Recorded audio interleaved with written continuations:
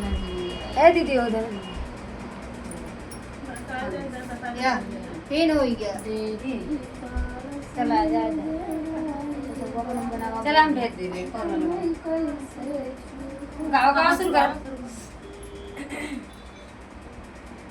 देती पड़ोसन नजर आई बालमा तो है कहाँ छुपाई। देती पड़ोसन नजर आई बालमा तो है कहाँ छुपाई। जाऊ तो हर तारा जा कागज की पुड़िया। जाऊ तो है तारा जा कागज के पुड़िया। अचरा में लेत गठियाई बालमा तो है कहाँ छुपाई।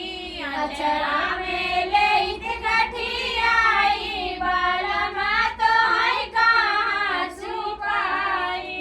देती पड़ोसन नजर आई बालमा तो है कहाँ छुपाई। जाऊ तू है हो तारा जा सोता की तकिया। जाऊ तू है हो तारा जा सोता की तकिया।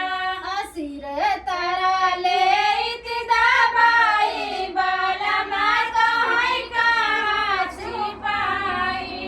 सिर तारा लेत दबाई बालमा तो है कहाँ छुपाई।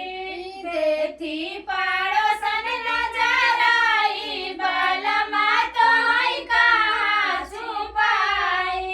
जाऊ तू है हो तारा जा काला का जरावा। जाऊ तू है हो तारा जा काला का जरावा।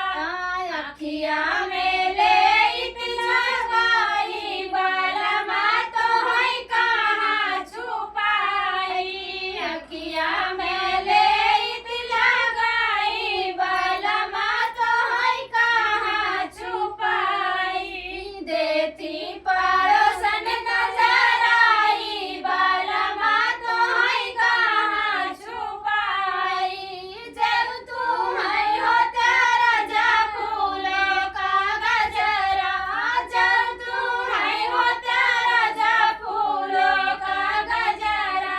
केसिया में लेत लगाई बालमा तो है कहाँ छुपाई। केसिया में लेत लगाई बालमा तो है कहाँ छुपाई।